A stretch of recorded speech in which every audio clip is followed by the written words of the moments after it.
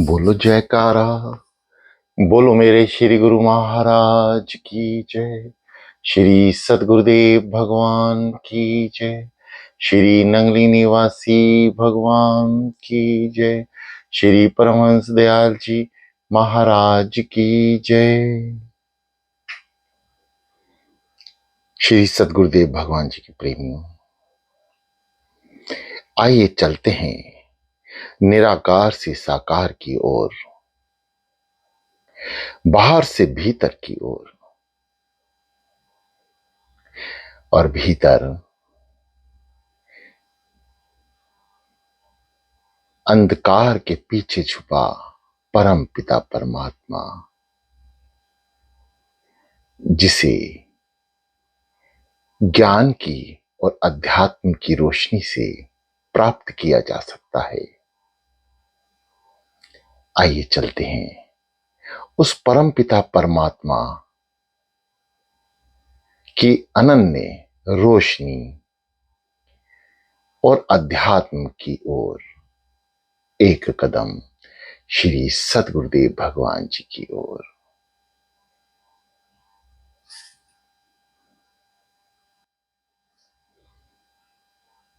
अपने आसन पर आ जाएं, सुखद आसन पर बैठें।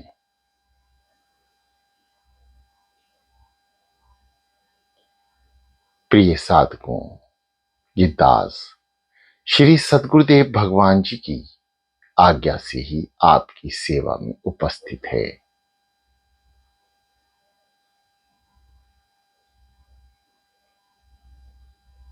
समस्त साधक हमेशा साधना स्थित हों तो नहा कर बैठें। कोशिश करें, नहाना अनिवार्य है। किसी भी कारणवश यदि कोई मजबूरी है तो उसकी अलग बात हो सकती है, परंतु स्नान किए बिना साधना स्थित होना मुश्किल कार्य है।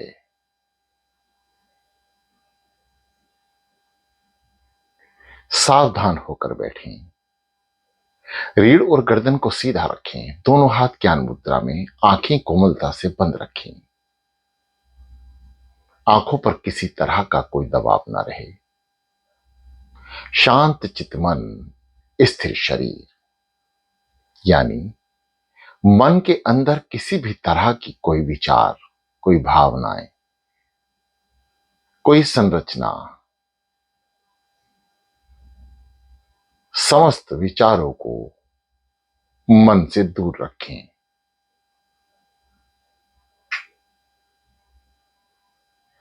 शरीर को हिलने से रोकें। जब आप आसन पे बैठे हैं तो कोशिश करें कि शरीर स्थिर हो जाए। एकाग्र चित्त मन, स्थिर शरीर। मन भले ही चंचल है, भाव विचार में कभी अंदर और कभी बाहर, कभी इधर और कभी उधर, उसकी चंचलता उसे लेकर जा सकती है, परंतु शरीर को स्थिर रखना यह आसान है।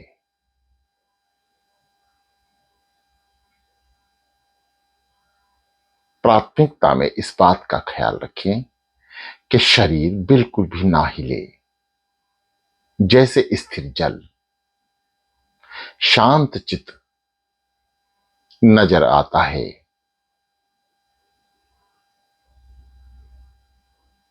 और समस्त जल के भीतर क्रियाएं भी शांत रहती हैं। ठीक इसी प्रकार यदि शरीर स्थिर है तो मन की चंचलता को कंट्रोल में किया जा सकता है, मन को शांत किया जा सकता है, उसके समस्त विचारों को रोका जा सकता है। शुरुआती दौर में शरीर को स्थिर रखना भी थोड़ा मुश्किल हो सकता है, क्योंकि कलयुग आपको बैठने नहीं देगा।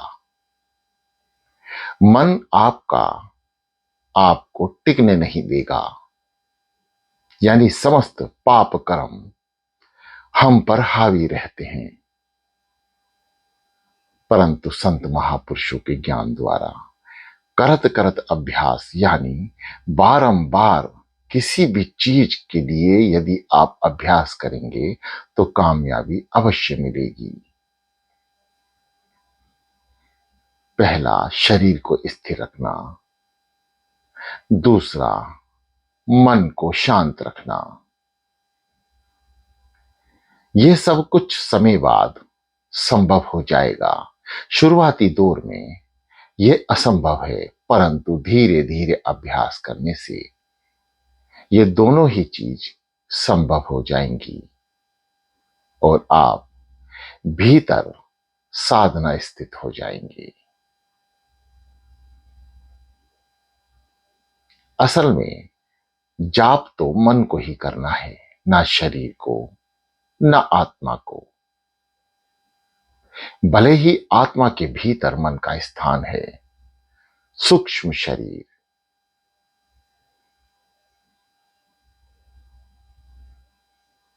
शांत चितमन, स्थिर शरीर। समस्त ब्रह्मांड की संरचना ओम महामंत्र से हुई है। शुरुआती दौर में 5 से 10 मिनट ओम महामंत्र का उच्चारण करेंगे। आइए शुरू करते हैं। रीढ़ को और गर्दन को सीधा रखें।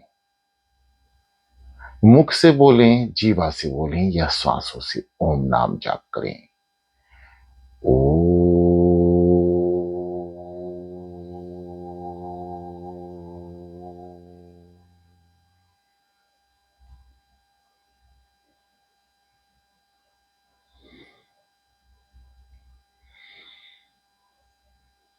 गहरी लंबी सांसें।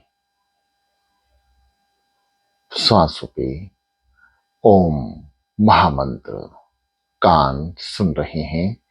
ओ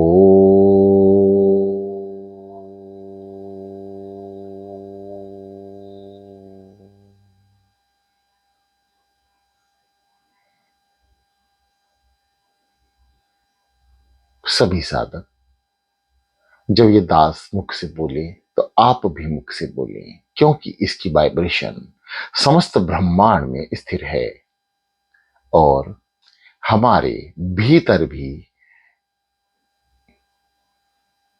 इस महामंत्र की वाइब्रेशन अवश्य पहुंचेगी। आइए सब मिलकर बोलेंगे ओ।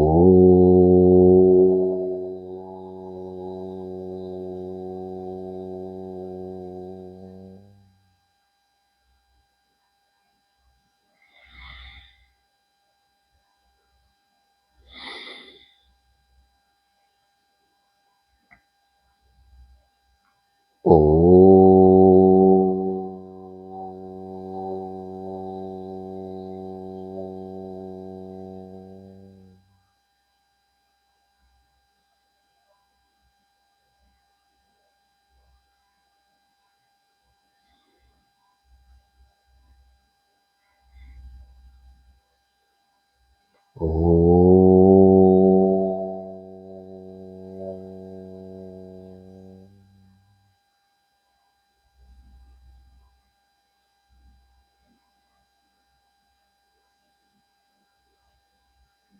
ओ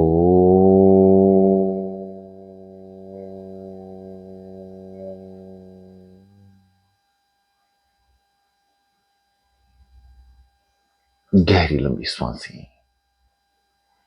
आंखों की प्रतिक्रिया जो कि बंद है उसे जारी रखें। जैसा कि आपको बताया जा चुका है, जब श्वास भर रहे हैं तो बंद आंखें नासिका के अग्रभाग को देखें। जब श्वासें ऊपर की ओर यानी आज्ञा चक्र की ओर जा रही हैं तो बंद आंखों से आज्ञा चक्र पर अपने ध्यान को, रोशनी को केंद्रित करें। शुरुआती दौर में आंखें दर्द करेंगी, परंतु बार बार अभ्यास से आंखें स्थिर हो जाएंगी और ये बंद आंखें आज्ञा चक्र के भीतर सहस्त्र दल कल्प चक्र तक पहुंच जाएंगी।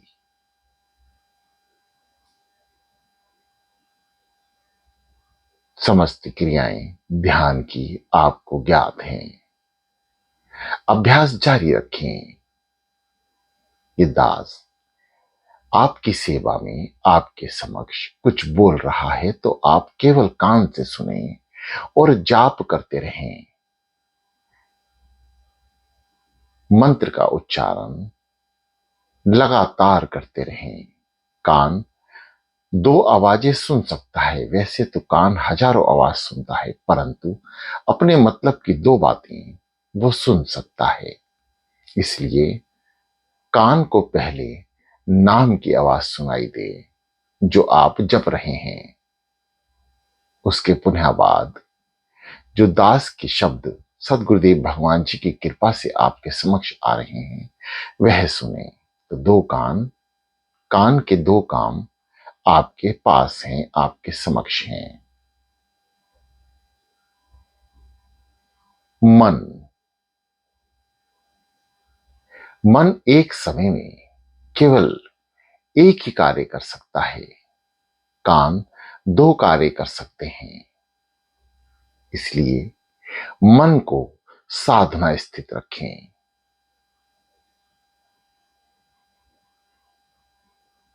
और कानों से वाणी को सुनते हुए भीतर प्रवेश कराते रहें, उन क्रियाओं को अपनाते रहें। श्वास भरते हुए नासिका के अग्रभाग को देखें। ओ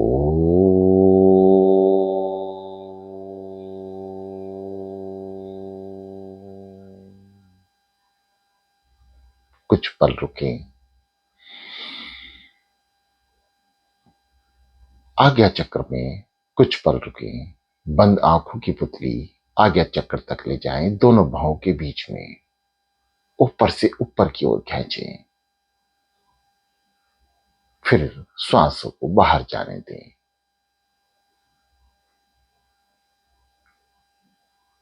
समस्त ध्यान की क्रियाएं आप करते रहें।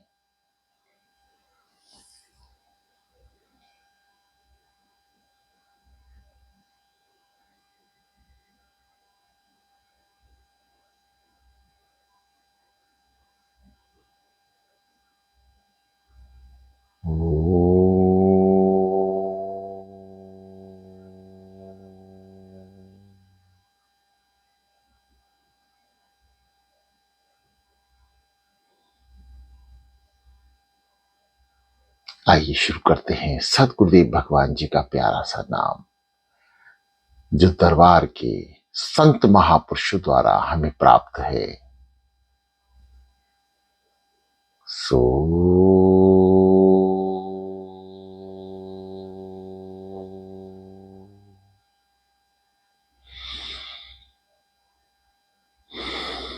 हम सो सृष्टि की समस्त शक्तियां भीतर प्रवेश करती हैं जब हम श्वास नाभि चक्र से भरते हैं। गहरी लंबी श्वास यानी नाभि चक्र से श्वास को भीतर ले जाना, समस्त शक्तियों को नाभि चक्र पर ले जाकर रोक देना। नाभि चक्र आपकी नाभि के ठीक पीछे है। समस्त तीनों चक्र केवल नाम की शक्ति से प्रभावित होकर जागृत होते हैं। मूलाधार चक्र, स्वाधिष्ठान चक्र और नाभि चक्र।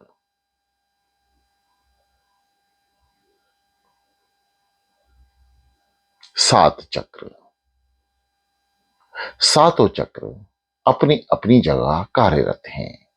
जब हम श्वास नाभि से भर रहे हैं तो तीन चक्र जागृत होंगे और जब श्वास ऊपर की ओर लेके जाते हैं तो अनहद चक्र और विशुद्धि चक्र यानी अनहद हृदय चक्र, जो हृदय के ठीक पीछे है, दोनों चेस्ट के यानी छाती के बीचों बीच, हृदय के ठीक पीछे अनहद चक्र।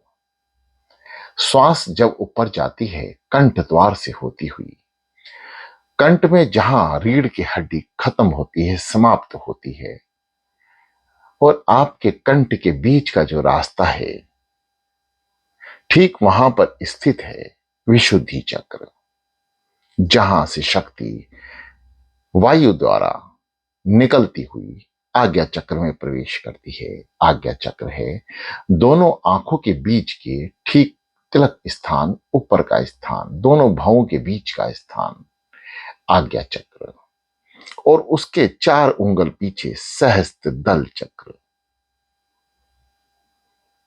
ये समस्त चक्र जागृत हो जाते हैं बार बार स्थिरता से, यानी शरीर को स्थिर रखकर, मन को एकाग्रचित कर कर साधना करना, नाम जाप करना। जैसे ही हम स्थिरता की ओर बढ़ जाते हैं तो ये बंद आंखों की पुतलियां आज्ञा चक्र में प्रवेश करती हैं और सबसे पहले हमें अंधकार का अनेक अनेक दूर दूर तक अंधकार नजर आता है।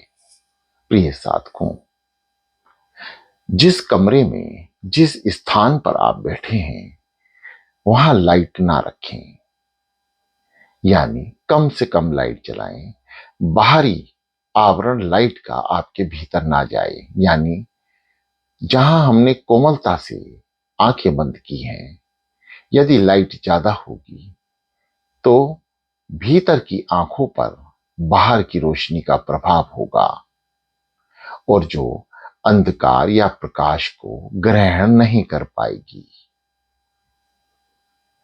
प्रथम दृष्टा अंधकार ही नजर आता है, उसके उपरांत लगातार अभ्यास करने से रोशनी की अनेकों किरणें धीरे धीरे नजर आने लगती हैं।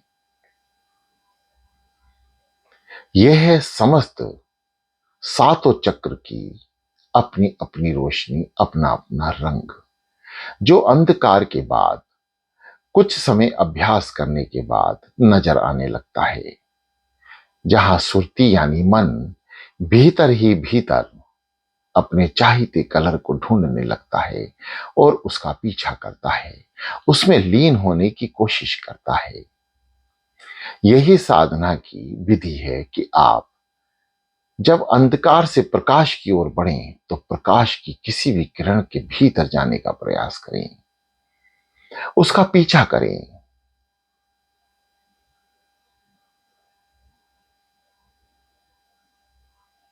अंधकार के बाद जब हम प्रकाश की ओर बढ़ते हैं तो यही प्रकाश की कोई किरण हमें और भीतर ले जाने में सहायक होती है, जहां अनेकों अनेक रोशनियां उत्पन्न हो रही हैं और प्रभु की शक्तियां उन रोशनी के भीतर नजर आ रही हैं। सुरती यहां आके बहुत आनंदित महसूस करती है, क्योंकि सुरती यानी मन ने यहां तक की यात्रा का विवरण सुन रखा है और वह अत्यंत आनंदित होता है, इसलिए कि वह ध्यान में प्रवेश कर रहा है। जो बातें कान से सुनी थी अब वे प्रथम दृष्टा नजर आने लगी हैं। खुशी इस बात की है यहां पर भी शरीर का पूरा होश हवास साधना स्थित शरीर को रहता है कि शरीर साधना में है। सो हम सो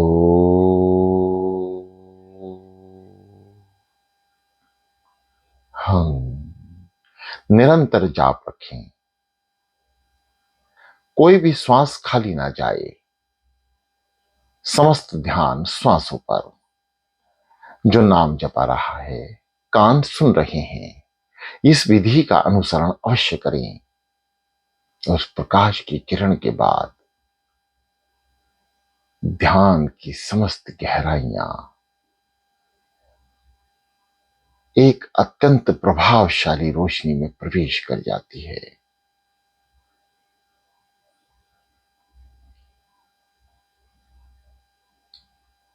जहां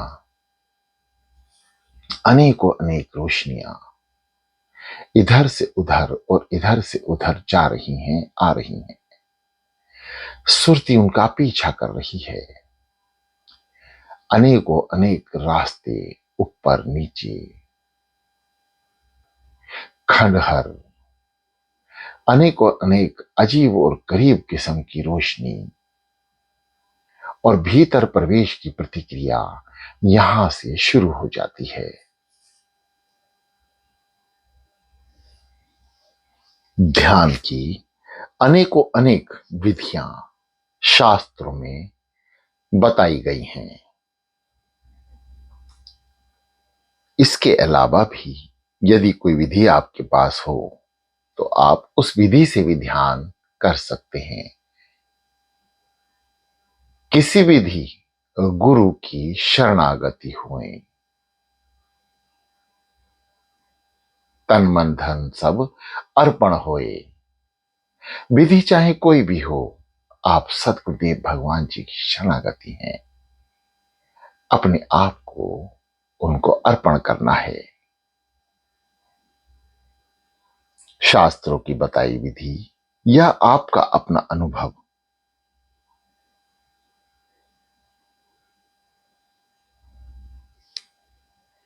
नाभि चक्र से ध्यान की प्रतिक्रिया शुरू होती है और ऊपर 4 उंगल पीछे तक यानी सहस्त्र दल चक्र से भीतर और भीतर तक यानी त्रुटि, त्रिकुटी, सहस्त्र दल चक्र के बाद त्रिकुटी है, जहां ब्रह्मा जी का निवास है। यहां पहुंचकर समस्त विकारों का नाश शुरू हो जाता है, जहां हम जन्म जन्म से विकार लेकर हर जन्म में पहुंच जाते हैं। हर एक जन्मों के विकारों का, पापों का नाश हो जाता है और यहीं से ही आप अपनी शरीर की सुध खो बैठते हैं। यहां का जो आनंद है, कुछ तो बखान किया जा सकता है और कुछ नहीं। बखान केवल इतना कि समस्त रोशनियों के पीछे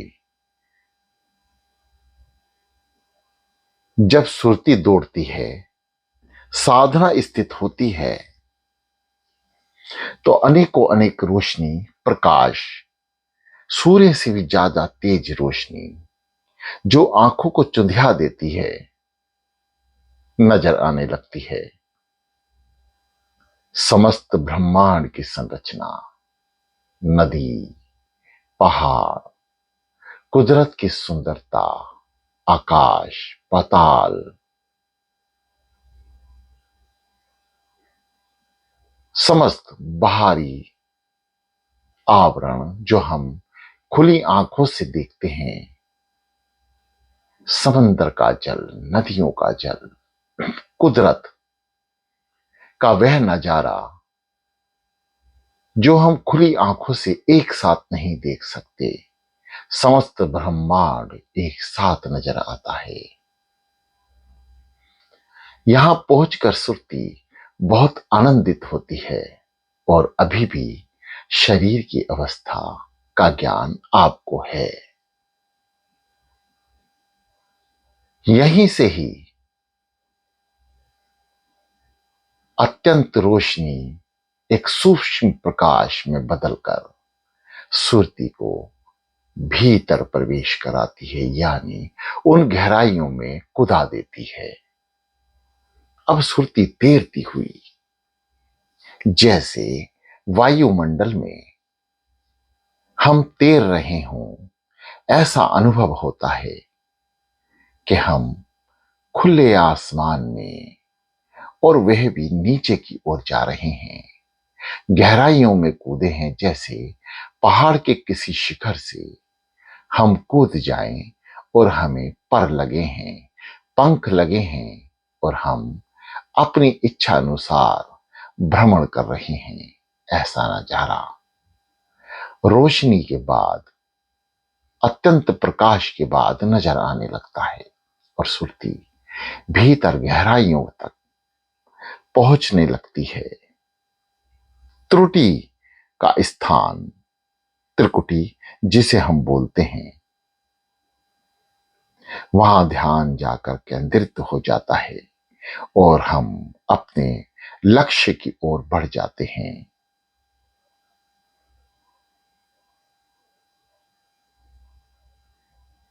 यहां तक पहुंचना यानी साधक का अनुभव ज्ञान तक शामिल रहता है, उसको यहां तक की पहुंच का पता है। जो साधक सदगुरुदेव भगवान जी की कृपा से त्रिकुटी में प्रवेश कर लेता है, उसका अनुभव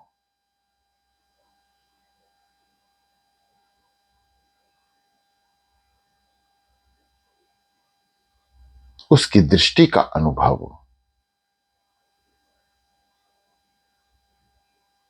उसे ध्यान में आकर्षित करने लगता है, भीतर प्रवेश करने में और ज्यादा आकर्षित करता है। शांत चित मन, श्वासों पे सदगुरुदेव भगवान का नाम और ध्यान की अनंत गहराइयों का अध्ययन, उसका रसपान कान से सुन रहे हैं। त्रिकुटी के बाद के अनुभव का कहना मुश्किल इसलिए होता है कि यहां के बाद शरीर की सुध समाप्ति की ओर चली जाती है, यानी आप शरीर से बैठे हैं, ये ज्ञान खत्म हो जाता है। शरीर पत्थर की तरह, वज्र की तरह स्थिर हो जाता है।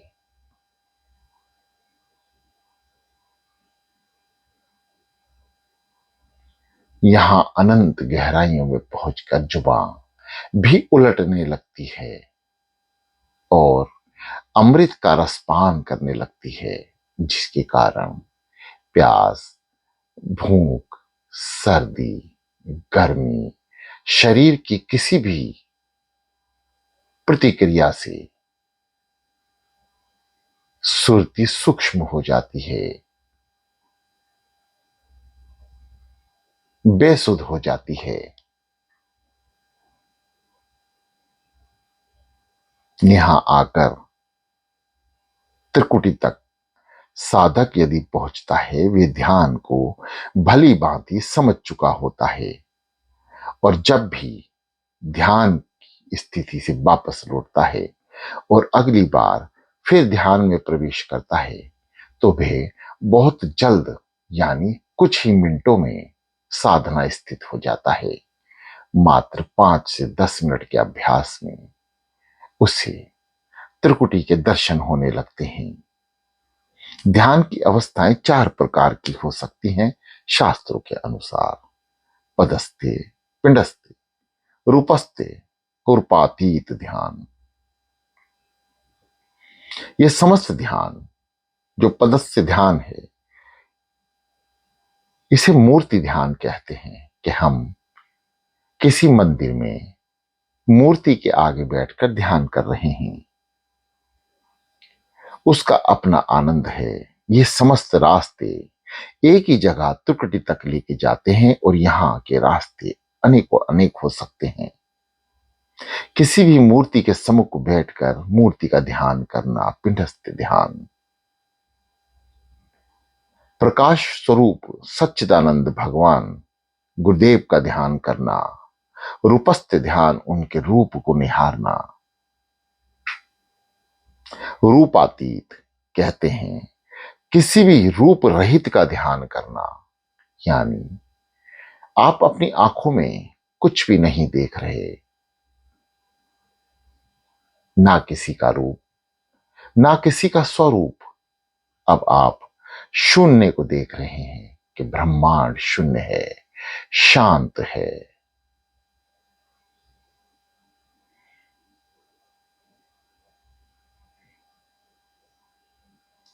समस्त ध्यान के बाद जब हम त्रिकुटी में प्रवेश कर जाते हैं, इसका अगला पद तुर्या पद है।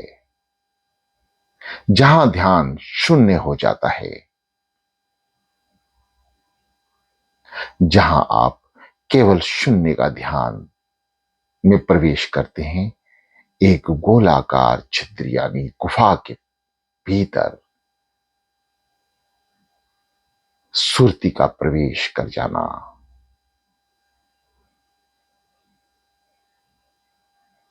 और यहां से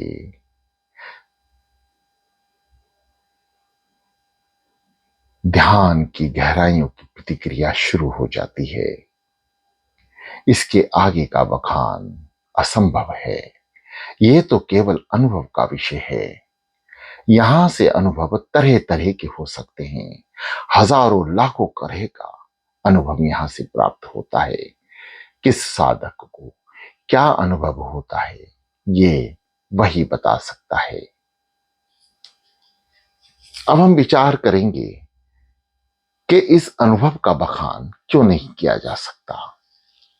ये ऐसे मानिए कि यदि आपसे कोई पूछे, जो वायुमंडल में हवा चल रही है, इसका क्या रंग है?